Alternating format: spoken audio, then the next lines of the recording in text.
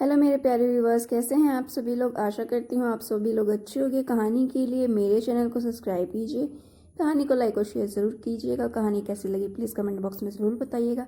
कहानी को लेकर कोई भी राय या सुझाव वो भी कमेंट बॉक्स में ज़रूर दीजिएगा। तो शुरू करते हैं हम आज की अपनी कहानी। रात के 2 बज रही हैं पर मुझे नींद नहीं आ रही। मन बहुत उदास है। एक बार पलट कर पति करण की तरफ देखा तो वो बड़ी सुकून भरी नींद में सो रहे थे। एक बार तो देखकर मन घृणा से भर गया।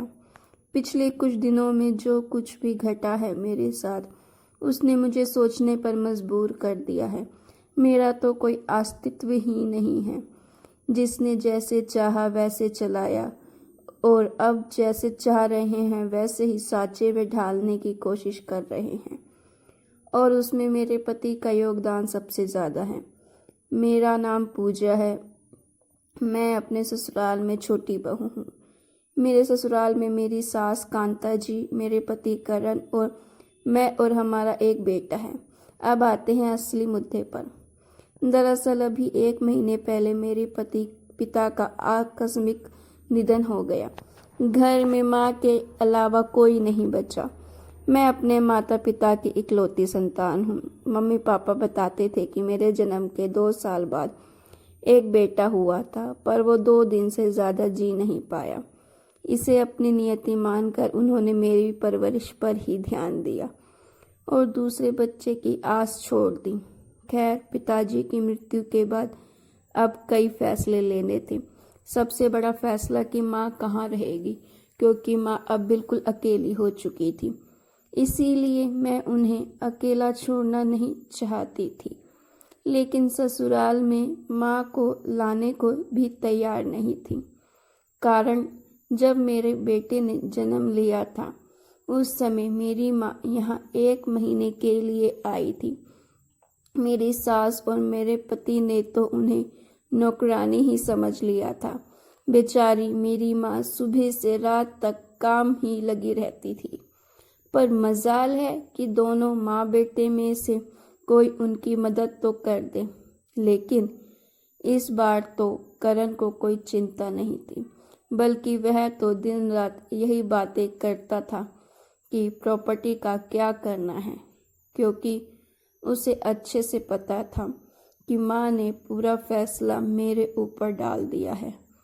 लेकिन मैं तो यह देखकर हैरान थी कि ससुराल में तो मुझे कभी निर्णय लेने नहीं दिया जाता था।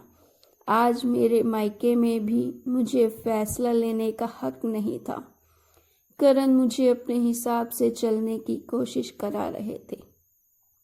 इस 1 महीने में मुझसे कई बार कह चुके थे कि अपनी माँ से कह दो प्रॉपर्टी मेरे नाम कर दे, तो मैं उनकी जिम्मेदारी उठाने को तैयार हूँ। वैसे भी अब वह अकेली क्या कर लेंगी, किसी न किसी सहारे की ज़रूरत तो पड़ेगी ही ना। पर मेरा मन नहीं मानता। जो इंसान अपनी बीवी के हाथ में खर्च देने से पहले 10 बार सवाल जवाब करता है, 10 बातें सुनाता है, वो उसकी माँ की खर्च उठा ले, ऐसा हो ही नहीं सकता। और दूसरी और ज़रूरी बात, उनके माँ ने कौन सी अपनी प्रॉपर्टी उनके नाम कर दी, पर फिर भी खुशी खुशी उनका खर्चा तो उठा रहे हैं ना। तुम्हारे भैया भाभी तो बाहर रहते हैं, साल में 2-3 बार आते हैं, सारा खर्चा करण ही तो उठाते हैं। तो ये इंसान मेरी माँ से सौदेबाजी क्यों करना चाहता है? बस यही बात मेरे दिल को चुभ रही है। कल रात जब सासू माँ से इस बारे में बात की तो उन्होंने मुझे ही डांट दिया। क्या गलत कह रहा है वो? मेरा बेटा तुम्हारी माँ के खर्चे क्यों उठाएगा? बेचारे को कोहलू का बैल समझ रखा है क्या? पर माँ जी, जैसे आप हमारी जिम्मेदारी हैं, वैसे ही मेरी माँ भी तो हमारी जिम्मेदारी है ना। तू मेरी बराबरी अपनी माँ से कर रही है।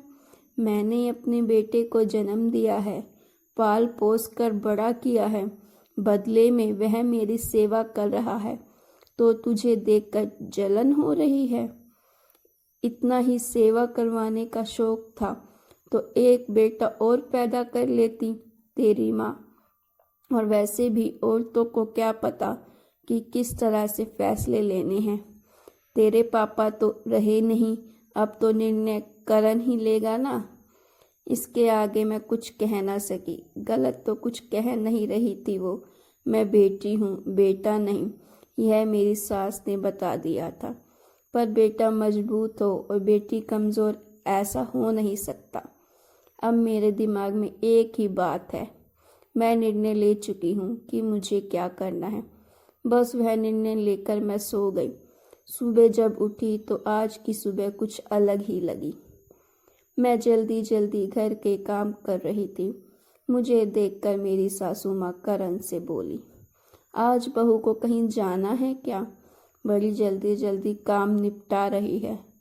मुझे देखकर करण ने कहा, कहीं जा रही हो क्या तुम? हाँ, माँ के पास जा रही हूँ। क्यों? तुमने तो मुझसे पूछा भी नहीं। सोच रही हूँ कि वहाँ का घर बेच दूँ। बात सुनकर करण के चेहरे पर चमक आ गई। इससे पहले कि करण कुछ कहता, मैंने कहा, सोच रही हूँ कि वहाँ की प्रॉपर्टी बेचकर यहाँ माँ के नाम से एक छोटा सा मकान ले लूँ और बाकी पैसे माँ के नाम से अकाउंट में ट्रांसफ़र कर दूँ। माँ के खर्चों में काम आएंगे। माँ पास में रहेगी तो मैं भी उन्हें आसानी से दिन में जाकर संभाल लूँगी। तुम्हारी इतनी हिम्मत कि तुम मेरे फैसले के ऊपर जाओ। देख रहा हूँ बहुत ज़्यादा बोलने लगी हो आजकल। मैं आपके फैसले के ऊपर कहाँ जा रही हूँ? मैंने कभी ससुराल में बीच में नहीं बोला। कभी किसी निर्णय में आपने मुझे साथ में नहीं लिया। पर अब तो मेरे मायके से संबंधित फैसला लेना है और वह मैं ले सकती हूँ। मेरी माँ है, उन्होंने मुझे जन्म दिया है, तो उनके बारे में सोचने की जिम्मेदारी मेरी है ना। अगर मैं नहीं सोचूंगी तो लोग सौदेबाजी करने को तैयार हो जाएंगे और वो मुझे मंजूर नहीं। बहू, अपनी माँ के लिए तू हमसे लड़ने को तैयार है। अब की बार बीच में मेरी सास बोली, देखिए माँ जी, कल आप ही ने मुझे यह रास्ता बताया था। आपने कहा था ना कि मेरा बेटा है, वह तुम्हारी माँ की जिम्मेदारी क्यों उठाएगा। इसी तरह मैं अपनी माँ की बेटी हूँ। अगर मुझे रोको तो मैं आपकी जिम्मेदारी नहीं उठाऊंगी। आप अच्छी तरह से याद रखिएगा, आपका बेटा सिर्फ कमाता है, पर इस मकान को घर मैं बनाती हूँ। मेरी बात सुनकर दोनों में से किसी ने कुछ नहीं कहा। जानती हूँ नाराज़ हैं तो नाराज़ रहने दो। इनकी नाराज़गी के चलते मेरी माँ को मुझे मोहताज थोड़ी ना करना है। बस फटाफट अपना काम निपटा कर मैं चल पड़ी अपने फैसले को अमल करने। क्यों लोग भूल जाते हैं, वो बहू के साथ साथ एक बेटी भी है। अगर उसके ऊपर सास और ससुराल की जिम्मेदारी है तो फिर उसने उसको जन्म दिया है, उसकी जिम्मेदारी वो क्यों नहीं निभा सकती। शादी के बाद तो हर लड़की को इतनी आज़ादी होनी चाहिए कि वो अपने माँ बाप के फ़र्ज़ को भी पूरा कर सके, और उसको पूरा करने में अगर आप उसका साथ नहीं दे सकते तो उसको रोकने का अधिकार भी आपको नहीं है। तो गाइज़, आपको यह स्टोरी कैसी लगी? अच्छी लगी तो प्लीज़ लाइक कीजिएगा और ऐसी स्टोरीज़ के लिए मेरे चैनल को सब्सक्राइब करना मत भूलिएगा।